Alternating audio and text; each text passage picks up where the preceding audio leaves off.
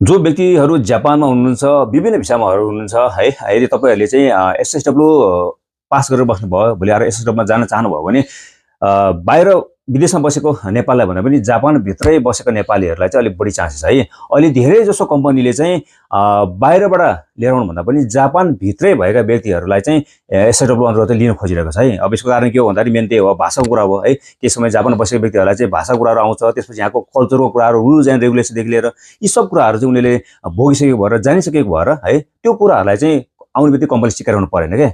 तर जो व्यक्ति नेपालबाट आउँछन् अरू अन्य देशबाट आउँदाखेरि सुरुमा त यहाँको कल्चर, रुल, ट्रेन कसरी चढ्ने, कहाँ के, यो कुराहरू सिकाउनु पर्दा यसमा नै यिनीहरूको चाहिँ टाइमहरू धेरै जाने भएको भएर धेरै कम्पनीहरूले अहिले चाहिँ के भनेको छ भने जापानभित्रै भएका व्यक्तिहरू चाहिँ हामीले खोजिरहेका छौँ, त्यस्तो व्यक्तिहरू छ कि छैन भनेर सोधिरहेको छ। त्यसले गर्दाखेरि जो तपाईँहरू जापानमा हुनुहुन्छ, यदि तपाईँहरूको चाहिँ अहिले भएको भिसा तपाईँलाई चाहिँ अलिकति डेजर होला जस्तो, रिन्यू नहोला जस्तो भन्यो भने चाहिँ समयमै तपाईँहरूले चाहिँ एसएसडब्ल्यू अन्तर्गतको चाहिँ अब कम्तीमा पनि 2वटा सेक्टरको चाहिँ सर्टिफिकेट लिएर बस्नुहोस्। त्यो साथसाथै अब ल्याङ्ग्वेजको टेस्टहरू तपाईँले पास गर्नु भएको छैन भने ल्याङ्ग्वेजको टेस्टहरू पास गरेर बस्नुहोस्।